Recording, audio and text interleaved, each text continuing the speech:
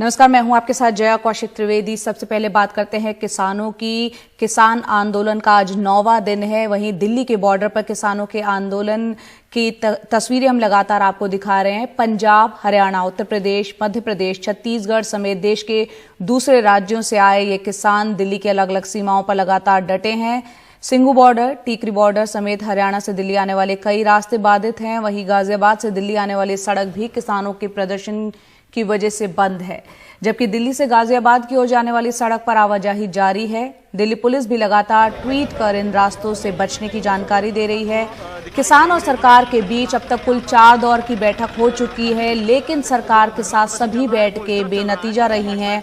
अब सरकार ने एक बार फिर किसानों को कल यानी शनिवार को बातचीत के लिए बुलाया है, लेकिन उससे पहले आज किसान संगठन कल दिल्ली के विज्ञान भवन में सरकार के साथ जो मैराथन बैठक हुई थी उसकी समीक्षा करेंगे। आज किसानों की महा बैठक होगी और किसान संगठनों ने कहा है कि हालांकि सरकार के रवैये में कुछ नरमी आई है, लेकिन जब तक नए कृषि कानून रद्द नहीं किए जाते तब तक वो अपना संघर्ष जारी रखेंगे।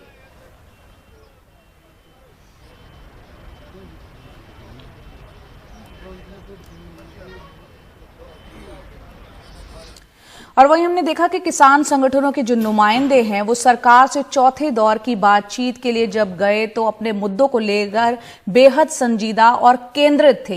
ये कल की दिल्ली के विज्ञान भवन की आप तस्वीरें देख रहे हैं। यहां तक कि सरकार द्वारा उन्हें लंच ब्रेक के दौरान सरकार ने लंच ऑफर किया, लेकिन उन्होंने ठुकरा दिया और लंगर से लाए हुए अपने खाने को ही खाया। विज्ञान भवन की इस बैठक में उन्होंने सरकार की चाय तक नहीं पी। इन किसानों को एहसास है कि उनके हजारों साथी किसान भाई सड़कों पर है और ठिठुरती हुई ठंड में वो संघर्ष कर रहे हैं। किसान इस पूरे आंदोलन में अहिंसा और संयम से लड़ते हुए कमाल की समझ दिखा रहे हैं।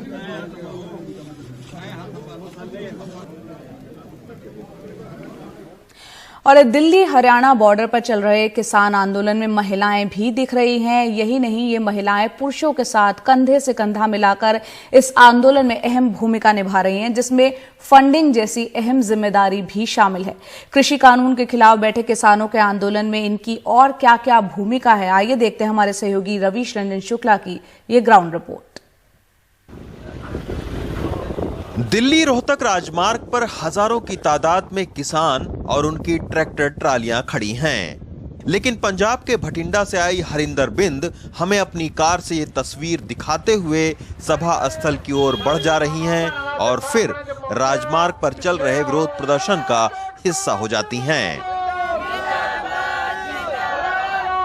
हरिंदर के पिता मेघराज भक्तुआना का 30 साल पहले खालिस्तानी समर्थकों ने कत्ल कर दिया था।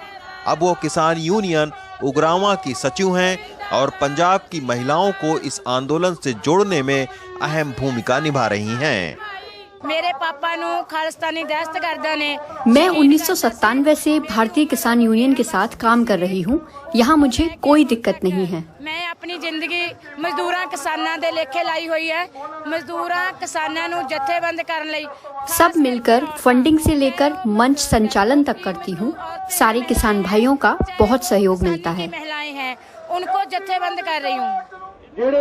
खेती कानून रोहतक दिल्ली राजमार्ग से करीब 4 किलोमीटर दूर टीकरी बॉर्डर पर भी विरोध सभा चल रही है। यहाँ मंच के ठीक बगल में बैठी जसबीर कौर नथ हैं।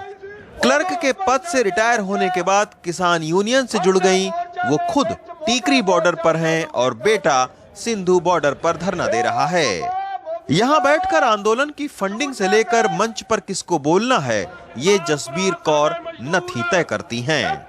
मैं किसान यूनियन में 97 से हूँ। यहाँ पे मैं स्टेज पे हूँ। स्टेज का कैसे चलाना है, संचालन कमेटी बनानी है, स्टेज में किसका नाम देना है, यहाँ को जो प्रबंध करना है, स्टेज चलाने के लिए पैसा इकट्ठा करना है, हम फंड इकट्ठा करते हैं और अनुशासन बना के रखना है।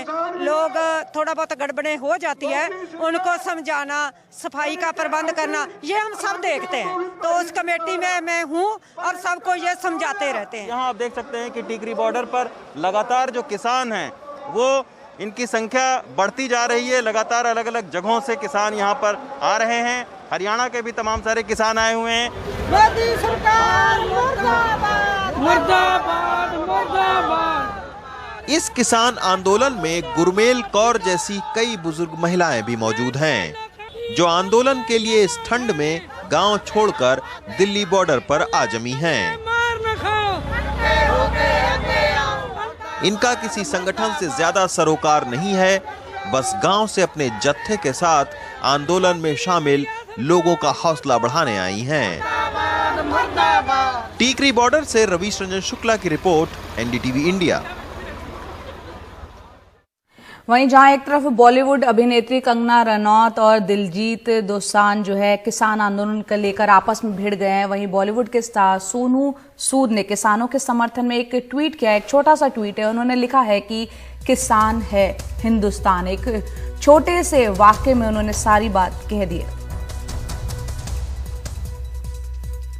अपनी फसल का न्यूनतम समर्थन मूल्य नहीं मिलने से बिहार के किसान भी परेशान हैं। बिहार के औरंगाबाद जिले में एमएसपी न्यूनतम समर्थन मूल्य नहीं मिलने से किसानों की धान की फसल खराब हो रही है।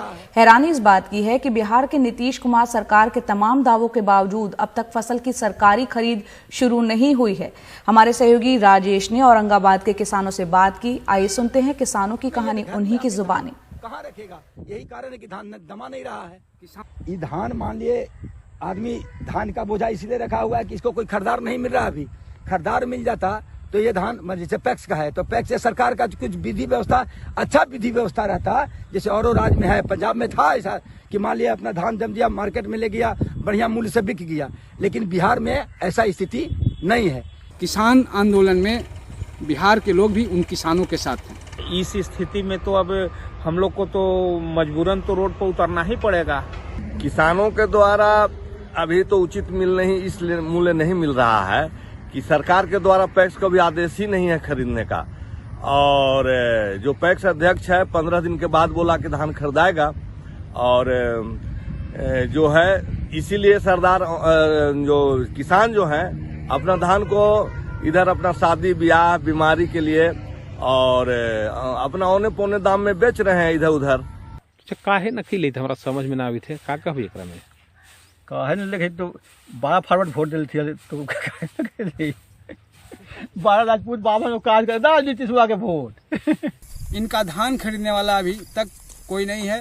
पूरे जिले में किसी भी धान क्रय केंद्र पर किसी भी पैक्सों में एक छटाक भी धान की खरीदारी 1868 रुपए जो सरकारी मूल्य है उस पर नहीं हुआ। हमनी के तो पहले साल धान ले ली 1600 के कह के दे ली, और वो पैसा अभी तक ना देलन। हमनी के पैक जैसे डिफॉल्ट रहे भोपतपुर से टैग करवैली होल हल तो उनका हाली दे ले तो पौरो साल के पैसा ना दिलन। व्यापारी जहाँ से 1000 के लेवे ला कही था, अब हमनी का करूँ। धान लेवे वाला कोई है, धान तो खजान में रखल है, खाद बिहन सब करे है, अब कहाँ से करो हम समझ में अभी थे। सरकार झूठ मूठ बोलता है कैसे होगा, ये होगा वो होगा, रेट के बिकेगा। हमको बीज लेना है, खाद लेना है, हम कहाँ से लाएंगे।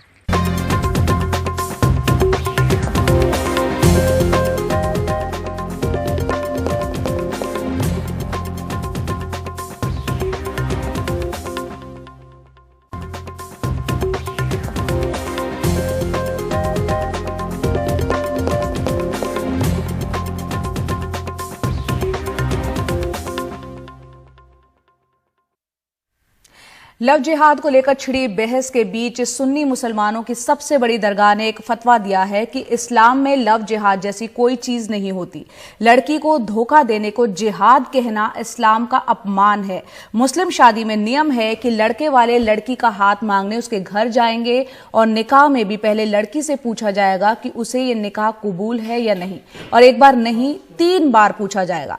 ऐसे में धोखा देकर शादी करने का इस्लाम से कोई लेना देना नहीं। आइए देखते हैं हमारे सहयोगी कमाल खान की रिपोर्ट। बरेली की दरगाह आला हजरत बरेलवी मसलक के सुन्नी मुसलमानों का सबसे बड़ा मरकज है। इसके अकीदतमंद सारी दुनिया में हैं। दरगाह से ताल्लुक रखने वाले दारुल इफ्ता ने लव जिहाद विवाद पे एक फतवा दिया है, जिसके मुताबिक लव जिहाद नाम की कोई चीज इस्लाम में नहीं है। लव जिहाद लफ्ज धोखे से शादी के लिए इस्तेमाल हो रहा है, जबकि जिहाद पैगंबर की सिखाई मजहबी प्रक्रिया है। लड़की को धोखा देने को जिहाद कहना इस्लाम का अपमान है।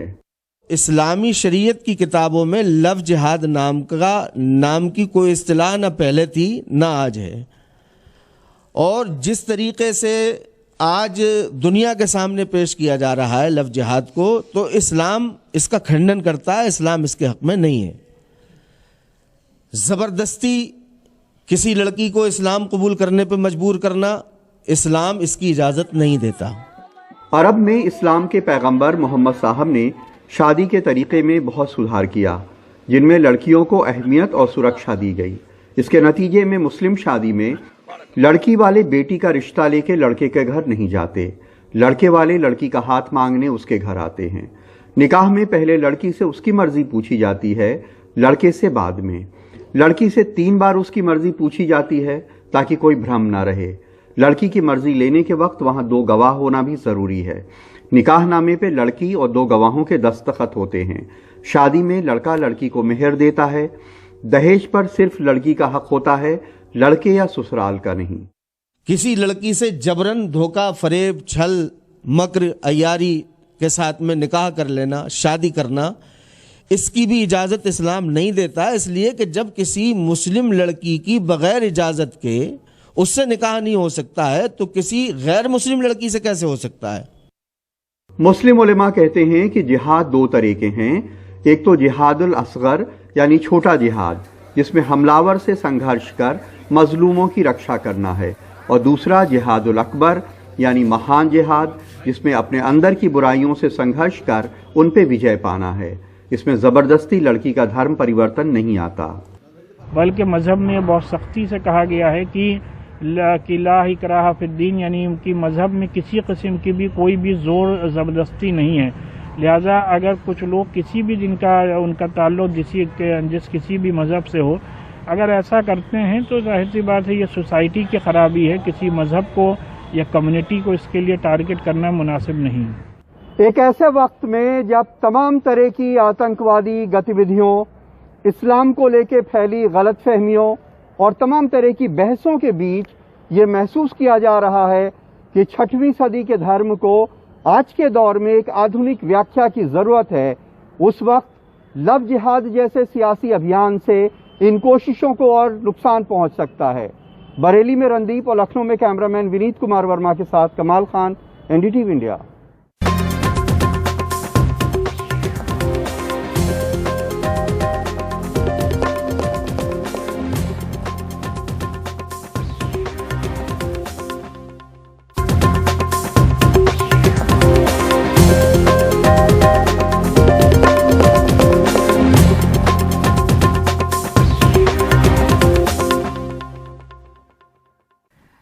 आइए अब आपको दिखाते हैं गुड मॉर्निंग इंडिया के इस खास शो में दिखाई गई तमाम खबरों में से चुनिंदा 5 खबरें। टॉप 5 खबरों में से आपको बताना है किन खबरों को आप पूरा दिन चैनल पर विस्तार से देखना चाहते हैं। आप एनडीटीवी इंडिया के यूट्यूब चैनल पर जाकर पोल करिए और बताइए हमें। पहली खबर है, अपनी मांगों पर डटे हैं किसान, बातचीत से नहीं निकला अभी तक कोई समाधान। दूसरी खबर, कृषि कानूनों के खिलाफ शुरू हुई अवार्ड वापसी। तीसरी खबर, भटिंडा की सिख महिला को शाहीन बाग की दादी बताकर घिरी हैं कंगना रनौत। चौथी खबर, सुप्रीम कोर्ट ने कहा कि मास्क न लगाना दूसरों के मौलिक अधिकारों का हनन है। पांचवी और आखिरी खबर, क्रिकेट जगत से अगले साल आईपीएल में हो सकती है 2 और टीमें। ये थी तमाम खबरें। फिलहाल मेरे साथ इतना ही, खबरों का सिलसिला जारी रहेगा। नमस्कार।